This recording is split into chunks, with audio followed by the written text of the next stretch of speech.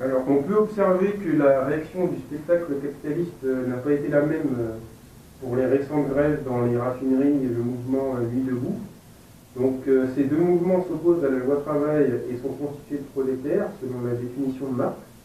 Mais n'y a-t-il pas justement une différence de potentialité subversive entre ces deux couches sociales? Et peut-être pouvez-vous préciser si la classe ouvrière est une couche prolétaire spécifique ou pas? Alors, une définition basique, classe ouvrière, prolétariat, au terme de toutes les analyses à la fois historiques, dialectiques et radicales qu'il y a, et dans les textes à proprement parler historiques, lutte de classe en France, guerre civile, Second Empire, et les textes méthodologiques, Grundrisse, Capital, il y a au bout une synthèse dialectique sur la définition du prolétariat en domination réelle. C'est-à-dire que en domination formelle, tant que le capital n'a pas réalisé le mouvement intégral de sa réalisation, il y a toute une hétérogénéité constitutive des acteurs sociaux, parce qu'il y a à la fois le devenir de la modernité du capital, et il y a la maintenance encore préservée de toute une série d'antériorités préalables. Donc, si vous prenez par exemple les luttes de classe en France, ou le coup d'État de Louis-Napoléon Bonaparte, on vous parle de petite paysannerie, de grande paysannerie, de couche ouvrière, de classe ouvrière moderne, de classe ouvrière artisanale. Donc tout ça, ce sont des strates de l'ascension du capital. Et aujourd'hui, on n'est plus dans l'ascension du capital, on est dans la domination totalement réalisée du capital, et on a donc, pour reprendre la terminologie de Marx dans le Capital, essentiellement deux classes dans le mode de production pur de la réalisation du capital. Ces deux classes, c'est la classe capitaliste et c'est le prolétariat. Le prolétariat universel, c'est l'ensemble des êtres humains assujettis à la prostitution salariale et qui sont dès lors dépossédés de toute capacité d'autonomie sur leur existence aliénée. Donc est prolétaire tout homme salarialement confisqué par ce processus d'aliénation et de domestication. C'est donc aujourd'hui la quasi-totalité de la population mondiale, et c'est d'ailleurs la quasi-totalité, puisque entre le prolétariat et la classe capitaliste, les couches moyennes résiduelles des antériorités sont elles-mêmes en mouvement de dissolution. Il est évident, par exemple, qu'en France, on avait encore une paysannerie propriétarienne il y a 30 ou 40 ans, mais que les grandes dévastations bruxelloises organisées par l'impérialisme américain ont mis en marche un processus de totale annihilation de la paysannerie. On a donc aujourd'hui toute une paysannerie en voie de prolétarisation, avec effectivement une situation quotidienne de misérabilité accélérée. On a aussi bien évidemment la classe capitaliste qui est donc non pas la bourgeoisie, puisque la bourgeoisie a été annihilée par la modernité du capital, c'est-à-dire qu'on a une classe capitaliste mondiale, salariée. Alors elle n'est pas dans le salariat réel de l'oppression capitaliste, elle est dans le salariat formel de la rémunération.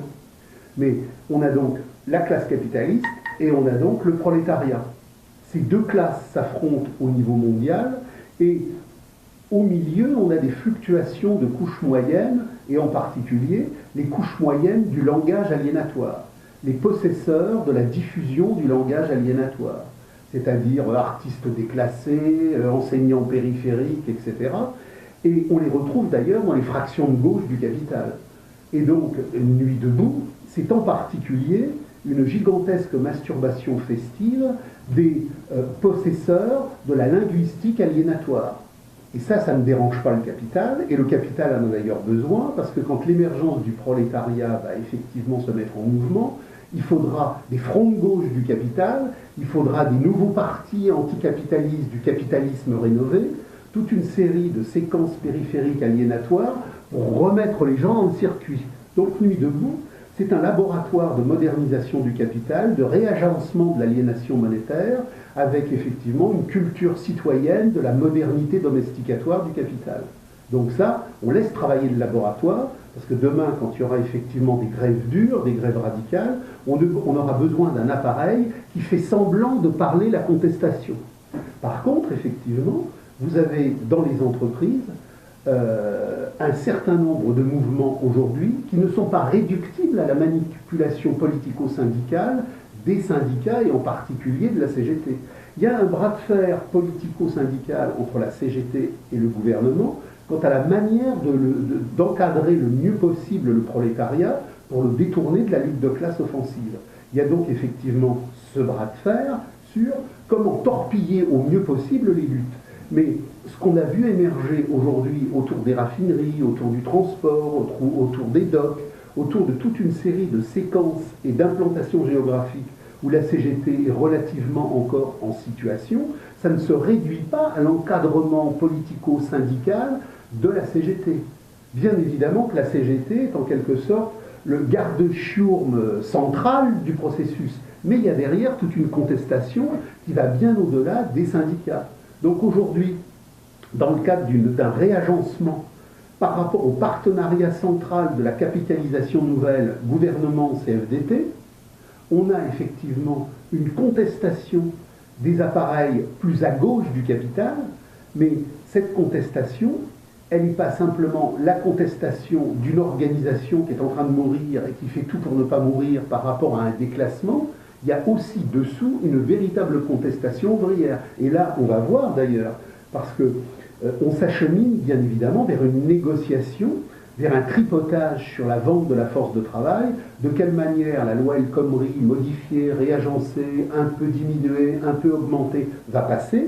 Elle va passer, puisque c'est comme le TAFTA, c'est la grande ordonnance du mondialisme américain de la marchandise relayée par Bruxelles. La loi El Khomri passera de toute manière, comme la Constitution de 2005 réagencée est passée. Tout passe dans la dialectique irréversible du capital. Mais ce qui va être très intéressant sur les semaines qui viennent, au moment où effectivement la CGT et les appareils de la gauche du capital vont être en négociation avec l'appareil d'État pour étouffer ce qui pourrait les dépasser, de quelle manière la base va réagir. On n'est donc pas dans une phase de radicalité préparatoire à mai 68 refait et réélargi, mais on est dans quelque chose qui signifie un malaise préalable qui est extrêmement important parce que c'est dans les structurations des grands malaises préalables que les contestations peuvent enfin surgir.